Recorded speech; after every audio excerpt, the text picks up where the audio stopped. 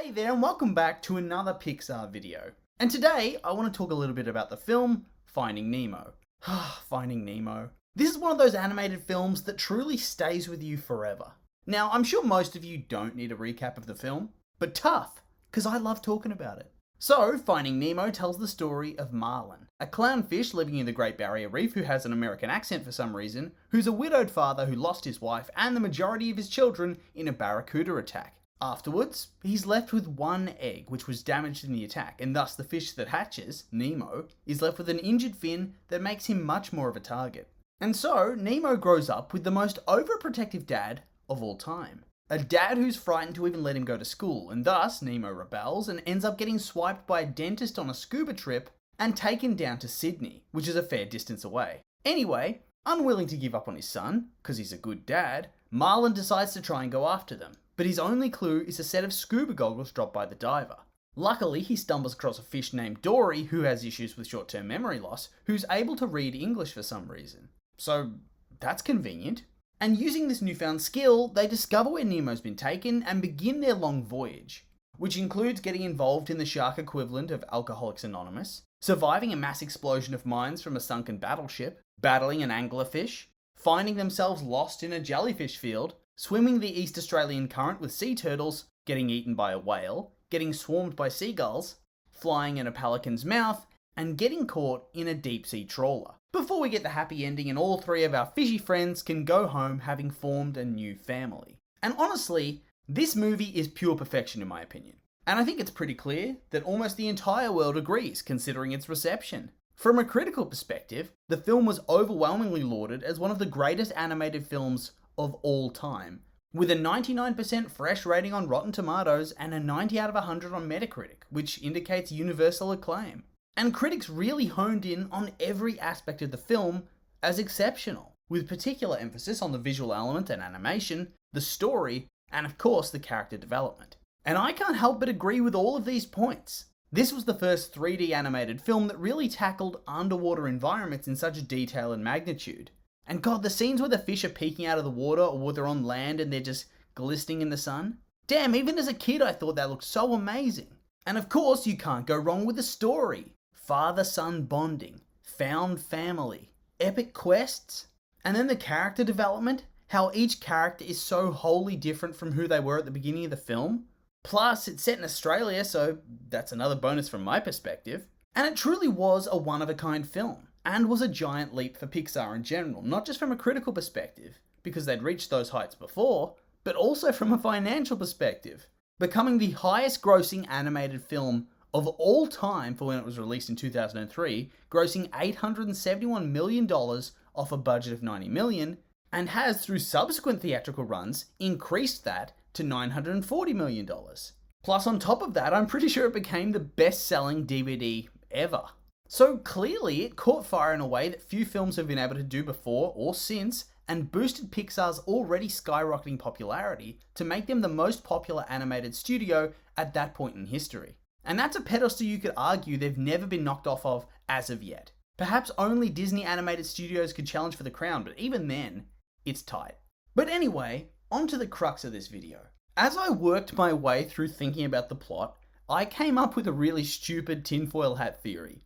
A theory that the story initially had Marlin's wife, Coral, survive. Because honestly, I do think the story actually makes a lot of sense if she's alive and kicking during the events of Nemo's disappearance. Now, before I go any further, I know this is extremely tinfoil, but I do think it would be a genuine possibility to have been floated very early in development. Now, I guess we'd better start off with what we know about Coral.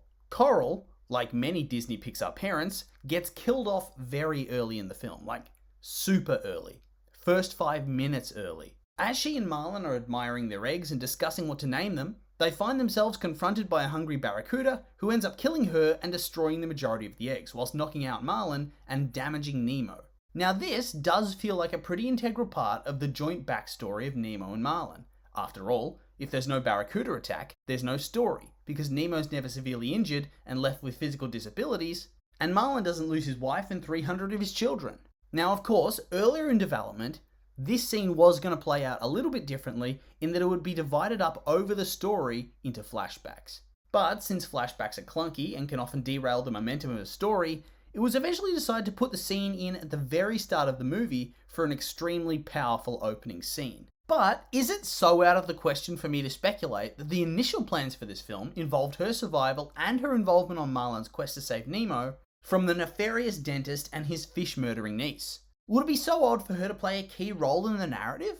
I don't think so. In fact, I feel like there's already a ready-made role in the script that actually makes a lot of sense if you do substitute it for Coral. And of course, I'm talking about the role of Dory. And honestly, I think that a lot of the story beats, or at least the earliest story beats, make just as much sense if you make this substitution. For starters, Dory the Blue Tang suffers from short-term memory loss and terror-grade amnesia. And I'm no doctor, but I am a Wikipedia warrior. And I noticed that amnesia usually has an actual cause beyond Dory just having it. Well, good thing Coral already has a ready-made reason to have it. Traumatic brain injury at the hands of the barracuda, or the fins of the barracuda.